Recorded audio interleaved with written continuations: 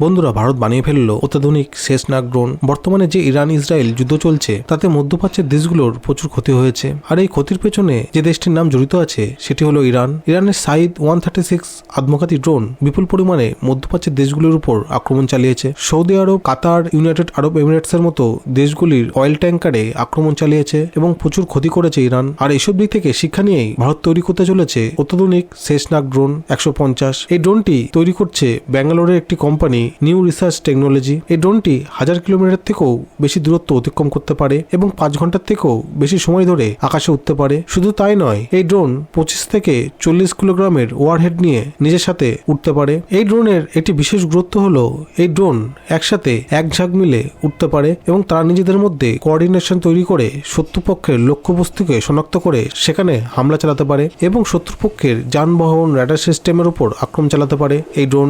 ভারতীয় সৈন্যের হাতে এই শেষনাগ ড্রোন চলে এলে পাকিস্তান ও চীনের ঘুম উড়ে যাবে। অপারেশন সিন্দুরের সময় পাকিস্তান দেখেছে ভারতীয় সৈন্যের শক্তি। এই শেষনাগ ড্রোনের আসল রহস্য হলো এর মাদারবোর্ড। এটি একটি সিক্রেট সফটওয়্যার যেটি একই সাথে অনেকগুলি ড্রোনকে নিয়ন্ত্রণ করে। ড্রোনগুলি একে অপরের সাথে যোগাযোগ করে এবং নিজেরা নিজেদের আক্রমণের পরিকল্পনা করে শত্রুপক্ষের উপর আক্রমণ চালায়। এই ড্রোনের যদি জিপিএস অকার্যকর হয়ে পড়ে তবুও এই ড্রোন কাজ করে যাবে। এতে একটি ভার্চুয়াল নেভিগেশন সিস্টেম রয়েছে, যার ফলে এই ড্রোনটি নিজের ক্যামেরা ব্যবহার করে তার গতিপথ পর্যবেক্ষণ করতে পারে। বিশ্বে এই ধরনের সোয়াম ড্রোন খুব কমই আছে। ভারতের এই ব্যবস্থাটি ইরানের সাইদ ড্রোনকেও হার মানিয়েছে। আগামী দিনে ভারত আরো নতুন ধরনের উন্নত ড্রোন বানাবে, এতে কোনো সন্দেহ নেই। তো বন্ধুরা, আমাদের চ্যানেলে এরকমই আরো খবর পেতে চ্যানেলটিকে লাইক, শেয়ার ও সাবস্ক্রাইব করবেন। ধন্যবাদ।